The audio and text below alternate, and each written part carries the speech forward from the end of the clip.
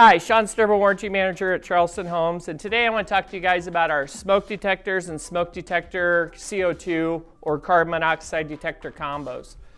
You'll notice in the ceilings of our homes we have these units in place. Typically for CO2s there's going to be one per floor, whereas the smoke detectors we put them in per code, typically your bedrooms and then a main living area. They're all hardwired, meaning they're all wired and interconnected so that if one goes off, they're all going to go off. So if one in the basement goes off, it's going to alert the main floor, and if you have a second floor, it's going to go off up there as well. There's also a battery backup, and it's just a little hinged compartment here on the side. And basically, the battery backup is in case any of the wiring gets cut or during a fire if it were to burn. And so then they're going to act as individual smoke detectors. We do recommend once a month you test these units, and by doing that you're going to hold this button, hold it about 3 seconds.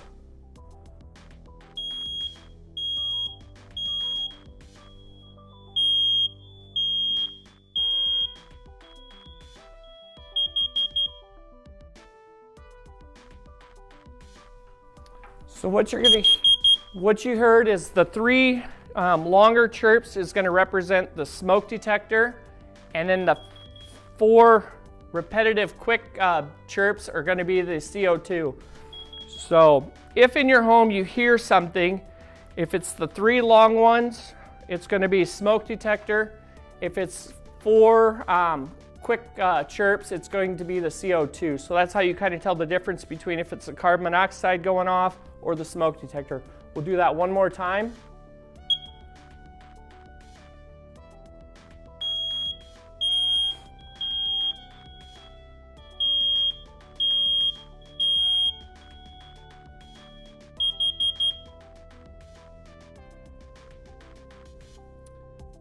Now, talking with the battery backup, it is recommended once a year changing the batteries out. Just do all of them. Occasionally these batteries will go not last as long as a year, so if you do hear just a steady beep repetition about every couple of minutes, it's just a single beep, that's probably meaning your battery needs to be replaced.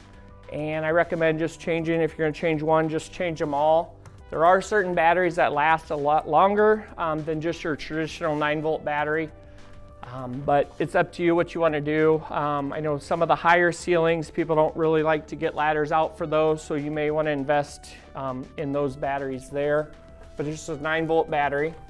These do twist and actually will pull down from the ceiling, so if and when you ever have the need to change them out or just check the connection, it's a wiring harness that's hardwired, and then it just plugs into the back of the unit. So your regular smoke detectors, you could actually convert the wiring and the housing into a carbon monoxide by purchasing a CO2 and just simply switching out a smoke detector for the CO2.